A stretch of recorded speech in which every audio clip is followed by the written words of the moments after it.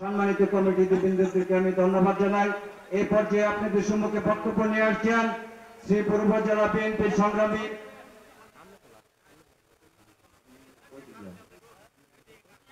সংগ্রামী সভাপতি এবং গাজীপুর ৩ আসনের কর্ণধার, আগামী দিনের মনোনয়ন প্রার্থী।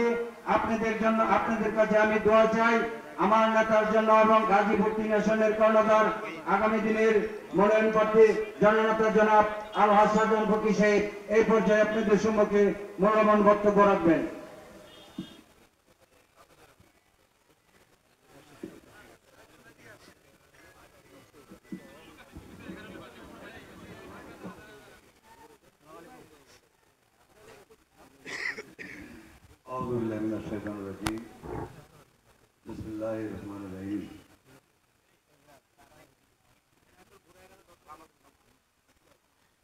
বর্ণল বাঁশতলা ব্যবসায়ী ও যুব সমাজের উদ্যোগে আজকের এই ওয়াজ মাহফিলের সম্মানিত সভাপতি উপস্থিত আছেন, আজকের অনুষ্ঠানের প্রধান আলোচক সৈয়দ মোবারক বাড়ি, মোকাররম বাড়ি, মঞ্চ উপবিষ্ট গোলামে কেরাম, আমাদের দলীয় নেতৃবৃন্দ, সামনে উপস্থিত দিন মুসলিম ভাইয়েরা, পর্দার আড়ালে মা ও বোনেরা, আসসালামু আলাইকুম ওয়া রাহমাতুল্লাহি ওয়া বারাকাতুহু। আপনারা প্রধান আলোচকের কথা শোনার জন্য আসছেন। আমরা রাজনীতি করি, ওয়াজ মাহফিলে কথা বলা আমাদের জন্য খুব কষ্টসাধ্য।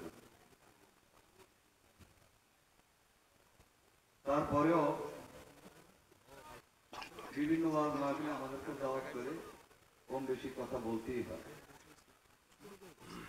প্রিয় ভাইরা, একটু আগে মৌলানা সাহেব একটা নসিহত করেছেন পিতামাতার ব্যাপারে, আমি খুব মনোযোগ সহকারে শুনলাম।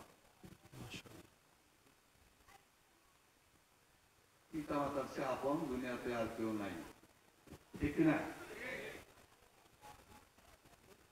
অনেকে আছে ছেলে বিয়ে করে 8 দিন পরে জোড়া হয়ে যায়। মা বাবা কি খায় কি খায় না কেউ খোঁজ খবর রাখে না। এটা আমাদের সমাজে আমরা এর সাথে অনেক পরিচিত। বুড়া মা কষ্ট করে, বুড়া বাপ কষ্ট করে আপনি স্ত্রী নিয়ে সুখে শান্তিতে থাকেন, এটা হয় না। আমরা যারা এখানে আছি, আমার সামনে পেছনে যারা আমার আওয়াজ শুনছেন, আমাদেরকে প্রত্যেকে একদিন না একদিন, কেউ আগে কেউ পরে কবরে যেতে হবে, এর কোনো ব্যত্যয় ঘটবে না। আমি গতকাল একটা আওয়াজ মাহফিলে বলেছিলাম,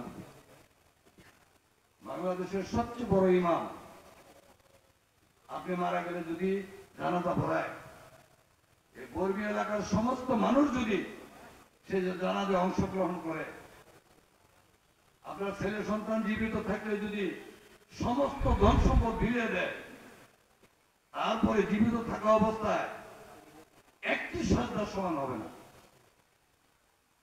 ঠিক কিনা? এই জন্য নামাজ আমাদের রাসূল বলেছেন, মৃত্যুর সময় বলেছেন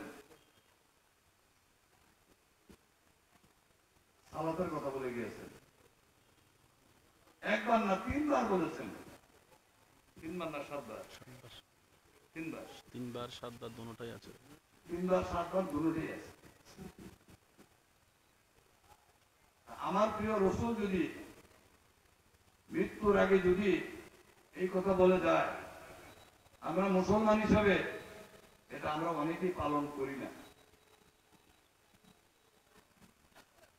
কেন করি না? 5 ওয়াক্ত নামাজ আমরা কয়জনে মসজিদে পড়ি, অনেকে বাড়িতেও পড়ে, মসজিদও পড়ে, বেশিরভাগ আমরা করি না। ওয়াজ মাহফিল আসলাম, হুজুরে বললো নামাজ পড়বেন, সবাই হাত উড়ায় দেন, বাইরে থেকে খালি খায় শুয়ে পড়ে।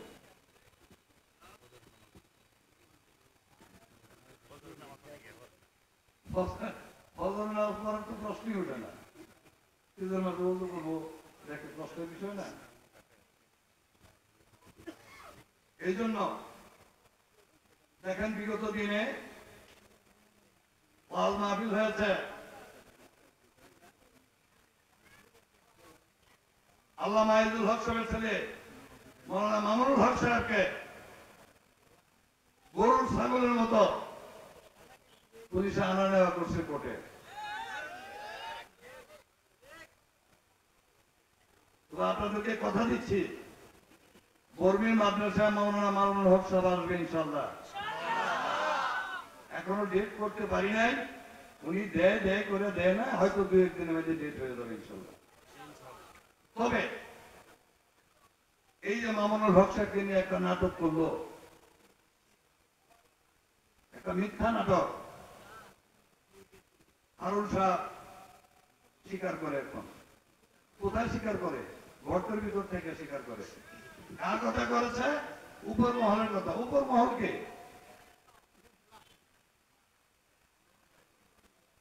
আল্লাহর গজব তাদের উপর নাযিল হয় নাই? হয় নাই? 1 ঘন্টা সময় তাকে দেওয়া হয় নাই, 45 মিনিটের মধ্যে দেশ ত্যাগ করতে হয়েছে। আজকে আলেম সমাজ কোরআনের কথা বলতে পারে নাই, রাসূলের কথা বলতে পারে নাই, আল্লাহর হুকুমের কথা বলতে পারে নাই। তাৎক্ষণিক ভাবে মাওলানা সাহেবকে বলে, বেয়াদব তুই কি বলিস? বলে নাই হুজুর? আল্লাহ, এর থেকে তো আল্লাহ আপনাদেরকে পরিত্রাণ করেছে। কোন একজন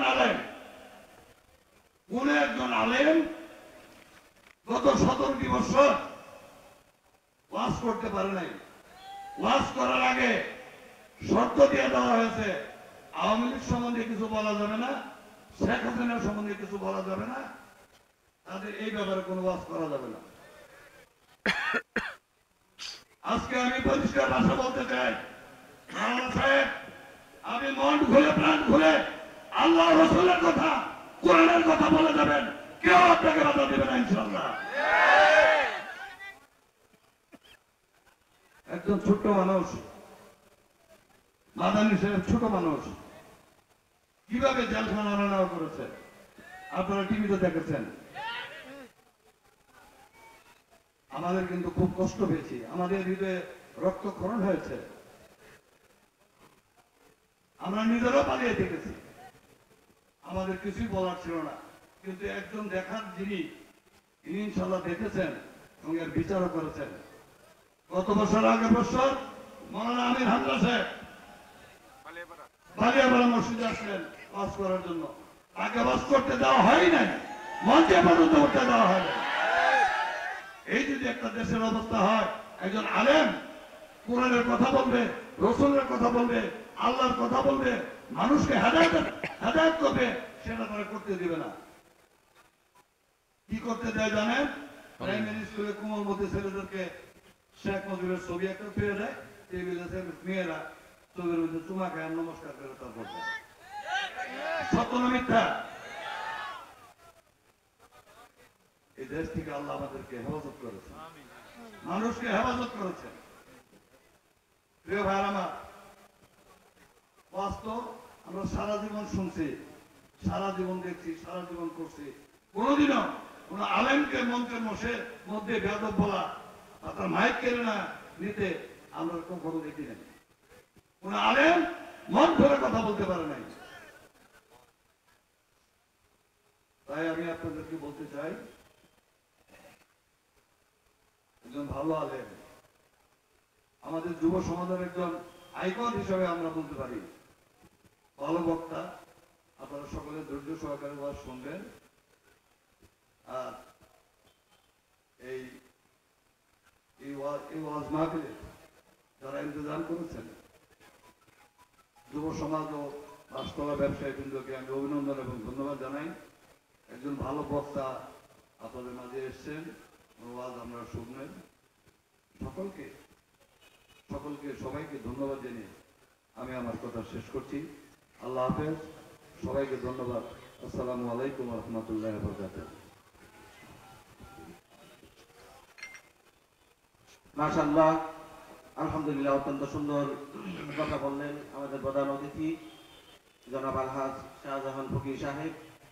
সম্মানিত উপস্থিতি, আপনাদের প্রতি আবারও করজোর মিনতি, আপনারা যারা রাস্তায় দাঁড়িয়ে আছেন আপনারা সকলে প্যান্ডেলের ভিতরে চলে আসুন। ইতিমধ্যে আমাদের মধ্যে উপস্থিত হয়েছেন আব্বাসিয়া দরবার শরীফের পীর সাহেব কেবলা, পীর তরিকত